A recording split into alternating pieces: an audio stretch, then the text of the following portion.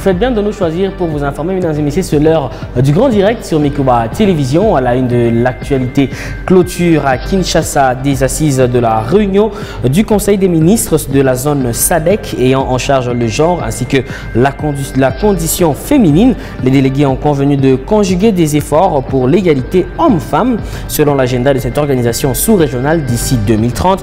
Vous suivrez les détails dans ce grand direct. Nous parlerons également de ces 4 groupes armés dont la Codeco qui ont signé ce jeudi 1er juin un acte d'engagement de cessation défensive des hostilités dans la province de l'Ituri. Une signature qui intervient après un dialogue entre ces miliciens pendant 7 jours à Aru. La FRPI, la Codeco, la FPIC ainsi que le MAPI ont décidé de privilégier le processus de démobilisation en vue d'un retour de paix dans cette partie du pays. Et puis, plus de 300 agents de l'entreprise Transvaal Mining réclament leur décompte final après avoir contribué à la construction du barrage hydroélectrique de Boussanga dans la province du Lualaba. Outre leur décompte final, ces anciens agents réclament également plus de 50 mois d'arriérés auprès de leur employeur. Ils ont ainsi élu domicile devant la barrière de Sino Hydro située au quartier Mutoshi dans la commune de Manika afin de faire pression d'autre part plutôt les responsables de l'entreprise ont promis de donner une suite dans les heures qui suivent. Voilà tout pour les titres.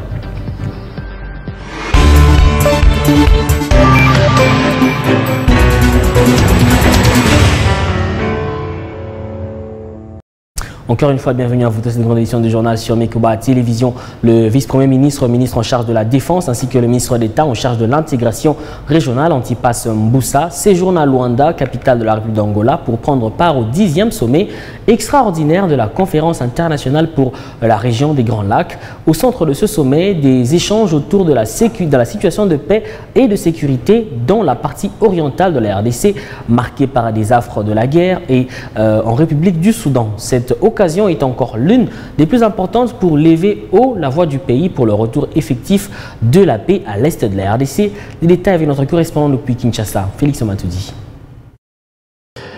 En prévision de la réunion consultative du comité interministériel de la conférence internationale sur la région des Grands Lacs qui va se tenir à Luanda, en Angola, les vice-premiers ministres, ministres de la Défense de la RDC et le ministre d'État en charge de la coopération régionale ont échangé avec les experts de la RDC en vue de mettre en place certaines questions d'actualité qui feront l'objet des différents points à l'ordre du jour lors du 10e sommet consacré à la paix et la sécurité dans l'est de la RDC et dans la République du Soudan.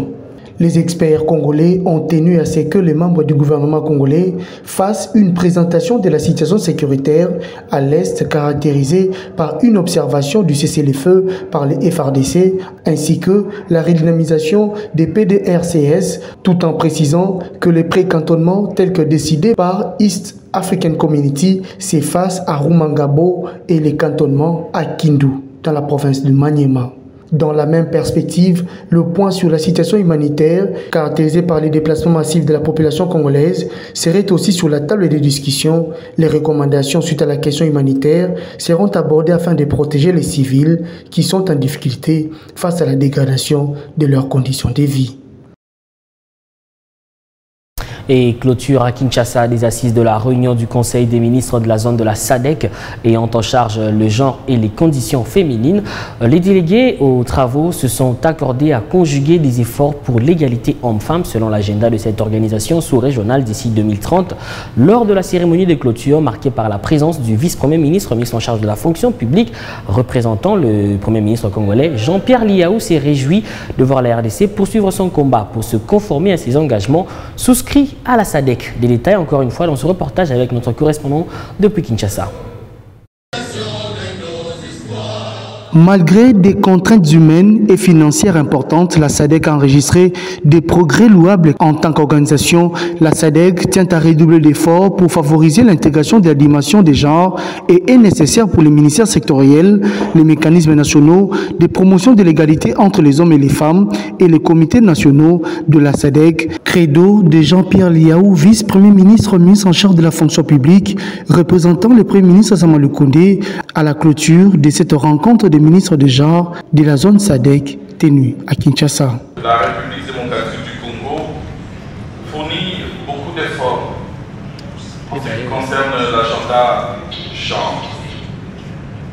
ainsi que d'aucuns le savent, la constitution de notre pays est dite sans équivoque le principe de l'égalité homme-femme, en assignant au pouvoir public la mission pérenne de prendre des mesures idoines. Durant les travaux à huis clos, la Réunion a pris des décisions concernant la mise en œuvre des programmes d'intégration de la dimension des genres dans la SADC pour lutter contre les violences basées sur les genres de 2018 à 2030, a souligné Mireille Massang-Moulungo, ministre RD congolaise en charge du genre. Et si nous voulons nous rapprocher de la parité homme-femme d'ici 2030, pour une planète 50-50, travaillons pour un environnement favorable et une volonté politique pour promouvoir l'égalité des genres. En prélude de la fin de la mandature de la RDC à la présidence tournante de la SADC, la ministre du genre RD congolaise a passé les témoins à son homologue de l'Angola pour présider le comité des hauts fonctionnaires des ministres en genre et de la condition féminine de la SADC durant les mandats de son pays, l'Angola, à la tête de cette organisation sous-régionale de l'Afrique australe. Je vous l'annonçais dans les titres, 4 groupes armés dont la Codeco ont co-signé ce 1er juin un acte d'engagement de cessation défensive des hostilités dans la province de l'Ituri après un dialogue entre groupes armés qui a duré 7 jours à Aru. La FRPI, la Codeco, le FPIC ainsi que le MAPI privilègent le processus de démobilisation en vue plutôt d'un retour de la paix dans cette partie du pays. Les détails dans ce reportage de la cellule de presse du gouvernorat de cette province. Le problème iturien, solution iturienne. Ils se sont ligués comme un seul homme pendant environ 7 jours pour la paix dans un dialogue inter-groupe armé tenu à Aru entre les FRPI, les FPIC, la Codeco et MAPI. 2 assises ayant soldé par une signature d'un protocole d'accord traduisant ainsi la volonté ferme de cessation des hostilités. Et devant nos responsabilités respectives et devant la nation, prenons les engagements et les résolutions de 1. Cesser pour ceux qui s'y sont livrés toute hostilité et toute violence contre les populations civiles, les forces de défense et de sécurité dans le respect des instruments juridiques nationaux et internationaux. 2. Faciliter la libre circulation des personnes et leurs biens sur toute l'étendue de la province de l'Ituri. Ne plus céder à toute influence, manipulation, intoxication endogène, exogène, visant à perturber la paix, la sécurité, ainsi que la cohésion sociale et dénoncer les tirés de ficelle en province de l'Ituri pour qu'il soit recherché et arrêté. Le commandant de la 32e région militaire, le général-major Peter Chirimwami, à son côté, le commissaire provincial de la PNC, le commissaire divisionnaire Ngoï Sengelwa Kiyo, avec la participation des facilitateurs communautaires, ont mené à bon port. C'est pour parler. Je suis rassuré que les résultats que nous avons aujourd'hui vont prouver aux yeux du monde qu'on n'a pas besoin d'un pacificateur étranger pour arriver à fédérer les idées des Congolais.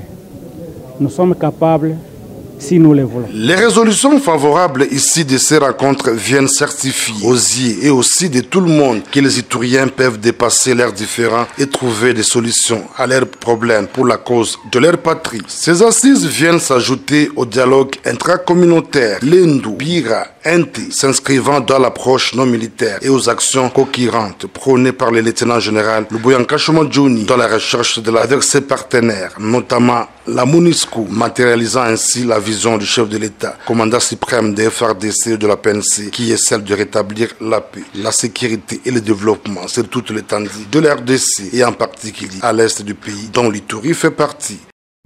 Tête à tête ce jeudi entre la délégation du Haut Commissariat pour les réfugiés ainsi que le gouverneur militaire du Nord Kivu. Leurs échanges ont tourné sur la situation des déplacés internes provoquée par la guerre entre les FARDC et la coalition M23 armée rwandaise.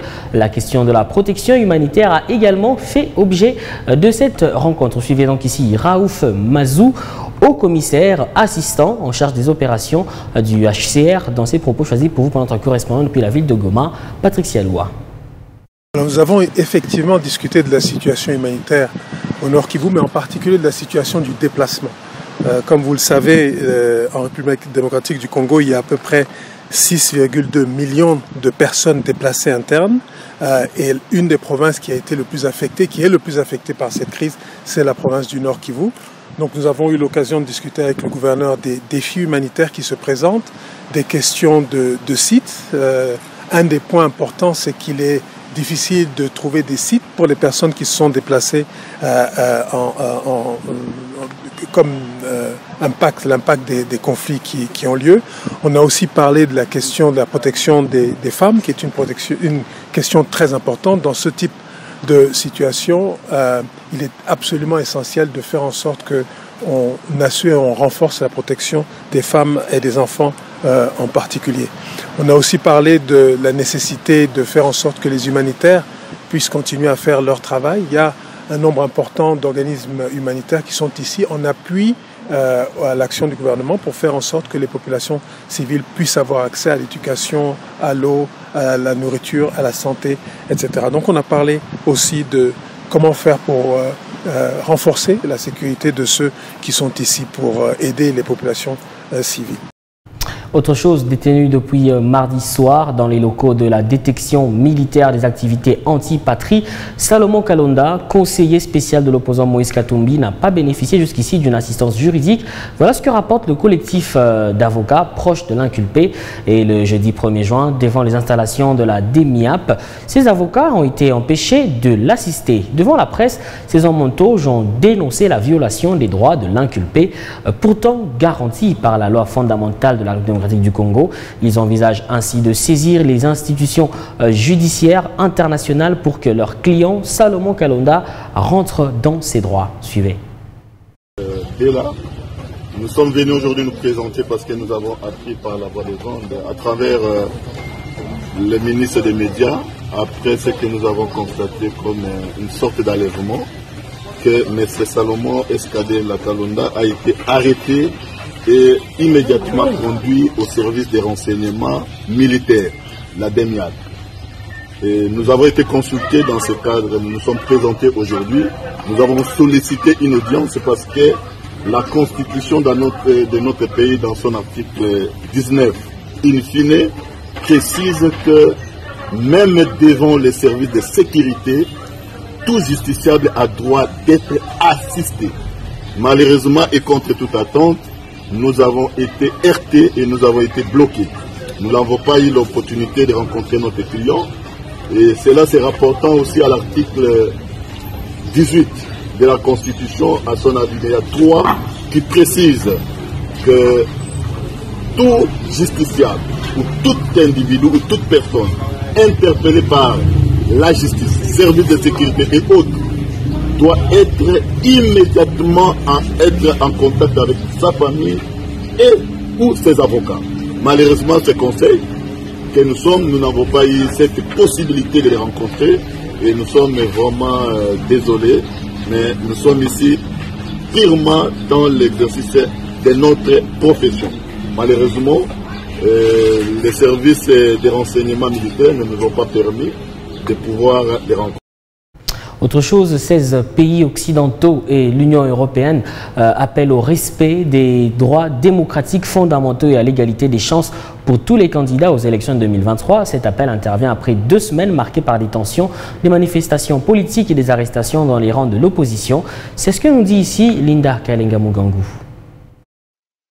À travers une déclaration commune, les ambassades des États-Unis, d'Allemagne, de Belgique, du Canada, de Norvège, d'Espagne, de France, de la Grèce, d'Italie, du Japon, des Pays-Bas, du Portugal, du Royaume-Uni, de la Suède, de la Suisse, de la République tchèque et de la délégation de l'Union européenne ont fait entendre leur voix 5 mois avant les scrutins. Ceci fait suite à la tension politique devenue de plus en plus perceptible au pays. Ces représentants comme partenaires de la RDC, ces représentations diplomatiques ont rassuré leur ferme volonté d'accompagner la République démocratique du Congo sur la voie des élections compétitives, pacifiques, inclusives et transparentes en décembre 2023. Ayant passé en revue l'actualité électorale du pays, elles ont épinglé des défis à relever, entre autres le respect des droits démocratiques fondamentaux et l'égalité des chances pour tous les candidats. Elles disent cependant condamner les efforts visant à diviser la population sur la base de l'appartenance ethnique, de la langue, de la religion ou de l'origine. Ainsi, elles invitent les parties prenantes à promouvoir l'inclusion plutôt que la division et à condamner la diffusion des discours de haine, rapporte Actualité.cd. Les 16 pays occidentaux se disent également préoccupés par l'usage excessif de la force en réponse aux récentes manifestations, les restrictions imposées à la liberté du mouvement ainsi que les arrestations arbitraires. Ils disent entre-temps prendre note de l'annonce d'enquête et appellent les forces de sécurité au respect des droits des citoyens qui sont inscrits dans la Constitution. En outre, ils recommandent vivement à la CENI de s'engager avec un maximum de transparence et de réactivité en dialogue avec toutes les parties prenantes afin de renforcer la confiance de la population congolaise dans les résultats de ces efforts. À ces sujets, elles encouragent la tenue des cadres de concertation de la CENI avec la société civile et les partis politiques. Pendant ce temps, l'opposition maintient la pression contre le pouvoir et annonce une marche pour le 21 juin prochain. Et puis, tenue de la 4e séance d'ouverture des plis à l'hôtel de ville de Kolwezi ce vendredi 2 juin 2023 en présence du maire adjoint de Kolwezi, Farid Amouepou Odile. Cette séance était essentiellement consacrée à 6 appels d'offres et 3 seulement ont attiré l'attention des soumissionnaires, notamment la construction d'un poste de garde au dépotoir public, l'assainissement du cimetière de Mwangeji ainsi que celui du sapin dans la ville de Kolwezi. Par ailleurs, la mairie réitère sa ferme volonté d'attribuer ces marchés aux entrepreneurs locaux pour le grand bonheur de ses administrés. C'est un reportage de la cellule de communication de l'hôtel de ville. Suivez. La 4e séance d'ouverture de plis à la mairie de Kolwezi a vécu ce vendredi 2 juin 2023 sous la direction de l'adjointe au maire et maire intérimaire Farid Amouepou Odile en présence des membres du secrétariat permanent de la cellule de gestion et passation de marché. Il s'agit de marchés qui avaient été lancés en lot, notamment la construction d'un poste de garde au dépotoir public, l'assainissement des cimetières de Mwangeji et Sapin, l'acquisition des 10 camions balayeurs et acquisition d'un camion de forage. Sur les 6, 3 seulement ont attiré l'attention des soumissionnaires. Nous venons de participer à plusieurs séances d'ouverture des plis et comme vous l'avez remarqué, ces séances ont concerné au total 6 appels d'offres. Mais comme vous l'avez constaté avec nous, c'est seulement 3 appels d'offres qui ont fait objet des soumissions. Et à ce niveau, la ville de Kolwezi va se remettre à la direction provinciale du contrôle de marché public. C'est la direction qui va nous orienter sur l'étape qu'on va suivre par rapport à ces 3 marchés qui n'ont pas été soumissionnés. Après cette séance de constatation, s'en suivra la séance d'analyse de ces 3 dossiers ouverts par la sous-commission. Les marchés qui n'ont pas été soumissionnés, c'est entre autres la fourniture du camion kit forage, la fourniture des camions balayeurs et la fourniture des camions poubelles. Ça veut dire pendant plus de 30 jours, les publicités sont passées, mais aucun soumissionnaire ne s'est manifesté. Les marchés qui ont fait l'objet des soumissions sont l'assainissement au cimetière Sapin, au cimetière des Sapins, et l'assainissement au cimetière Mwangeji. Et enfin, la construction d'un poste de garde au dépotoir public. Et puis le maire de la ville de Kolwezi a donné le go de l'atelier de renforcement de capacité des agents de l'hôtel de ville de Kolwezi qui se tiendra du 1er au 4 juin. Et les agents et cadres de la mairie de Kolwezi sont invités à la maîtrise des différentes thématiques. Cette formation rentre dans le cadre de l'engagement de la mairie de Kolwezi dans la voie qui conduit son émergence par la modernisation de son administration conformément aux nouvelles réformes administratives. Regardez. Sous l'impulsion de l'autorité urbaine, Maître Jacques Massengo Kindele, la mairie de Kolwezi organise du jeudi 1er au 24 juin 2023, soit un mois, un atelier de formation dans le but de renforcement des connaissances et des capacités de son personnel sur les différentes thématiques, notamment les codes de conduite de l'agent public de l'État, la cotation des agents de la fonction publique, les régimes disciplinaires de l'administration, la rédaction administrative, ainsi que les ABC des finances. Ceci conformément à l'article 90 de la loi numéro 16 du 15 février 2016, portant statut de la formation professionnelle de l'agent de l'État. Devant les agents et cadres de l'hôtel de ville de Kolwezi, Maître Jacques Massengo Kindele dit attendre les résultats satisfaisants de chacun des participants. Les résultats donc attendus pour nous, c'est la prise de conscience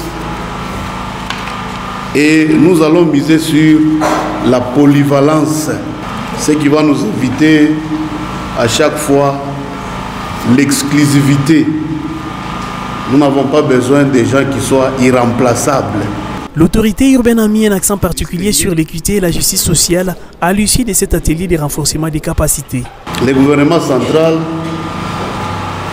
par le biais du ministère national de la fonction publique, a décidé de mettre en retraite certains agents. Le sort de cette institution est désormais entre les mains de la jeunesse. Notre principe, c'est l'équité. Notre principe, c'est la justice sociale. Les premiers intervenants de cet atelier, Mbayo Irodia, se penchaient sur les codes de conduite de l'agent de l'État, ses compétences et ses aptitudes professionnelles. Cette initiative de Maître Jacques Massengo Kindele permettra à la mairie de Kolwezi à s'engager résolument dans la voie qui conduit à son émergence par la modernisation de son administration, conformément aux nouvelles réformes administratives initiées par les chefs de l'État, Félix-Antoine Tshisekedi. Poursuivant cette grande édition du journal, les associations des jeunes affiliés à la société civile Force Vive de Kassaji ont manifesté à travers les artères de Kassaji ce vendredi pour exiger au gouvernement central de faire respecter le statut de la ville de Kassaji qui devrait entraîner l'octroi d'une circonscription électorale à cette entité urbaine du Lualaba ainsi que la nomination des animateurs communaux.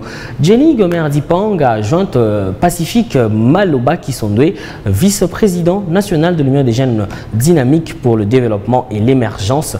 Structure affiliée à la société civile de Kassaji et président de la commission organisatrice de la marche pacifique de ce vendredi qui a été marquée par une lecture d'un mémorandum à la mairie de Kolwezi. On l'écoute. Le mobile de la marche pacifique que nous avons organisé ici dans la ville de Kassaji, c'était premièrement pour exiger au gouvernement de respecter le statut de la ville de Kassaji comme prévu dans le décret numéro 13/020 du 13 juin 2013. De deux, nous avons demandé au gouvernement de respecter ces statuts en lui octroyant sa propre circonscription électorale parce que Kassaji c'est une ville et donc elle doit avoir une circonscription électorale à part ne dépendant pas de celle de Dilolo. Troisièmement, c'était pour exiger la nomination des bourgmestres et de leurs adjoints, parce que vous êtes sans ignorer que depuis que la ville a existé, les communes restent jusqu'à ces jours non fonctionnelles par manque des animateurs. Et donc nous avons sollicité du VPM la nomination des animateurs, donc les bourgmestres et leurs adjoints. Enfin, nous avons demandé à ce que les VPM s'impliquent pour le rétablissement du courant électrique, parce que nous avons pensé qu'il n'y a pas un développement sans courant électrique. Donc, ce sont les 4 recommandations que nous avons émises à l'endroit du VPM. Et une autre de la délégation de la société civile de Kassaji était cette fois-là sur les rues de la ville de Kolwezi. Elle s'est rendue au ministère provincial de l'Intérieur.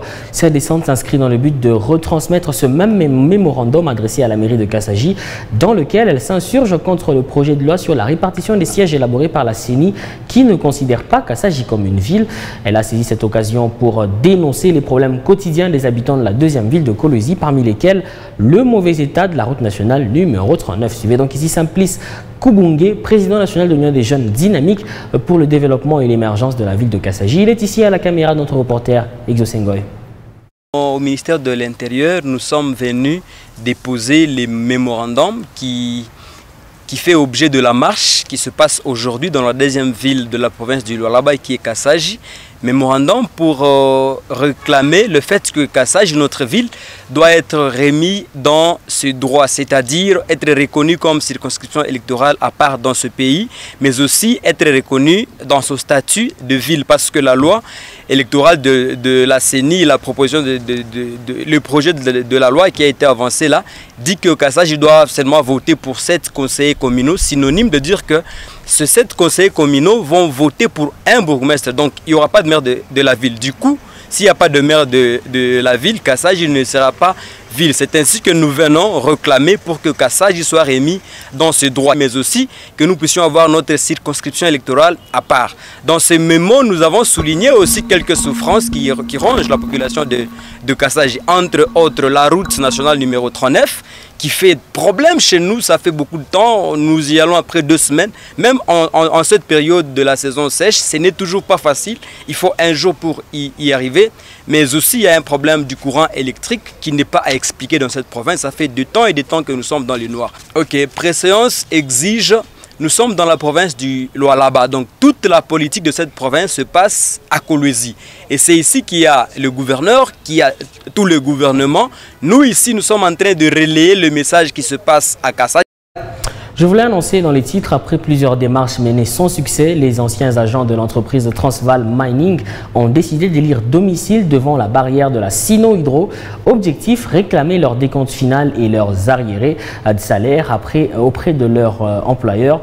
Grace Kalong les a visités ce vendredi. Suivez. Plus de 300 agents réclament leur décompte final après avoir contribué à la construction du barrage hydroélectrique de Boussanga au sein de l'entreprise Transvaal Mining. En dehors des décomptes finales, ces anciens agents réclament plus de 50 mois d'arriérés auprès de leur employeur. En dehors des décomptes finales, ces anciens agents réclament plus de 50 mois d'arriérés auprès de leur employeur. Ne sachant plus à quel sens s'y vouer, ils ont élu domicile devant la barrière Sino-Hydro, située au niveau de Pédi, au domicile de leur employeur, afin de faire pression. Niba chinois, il y a Sino-Hydro, bari délocalisé bantu ya Boussanga.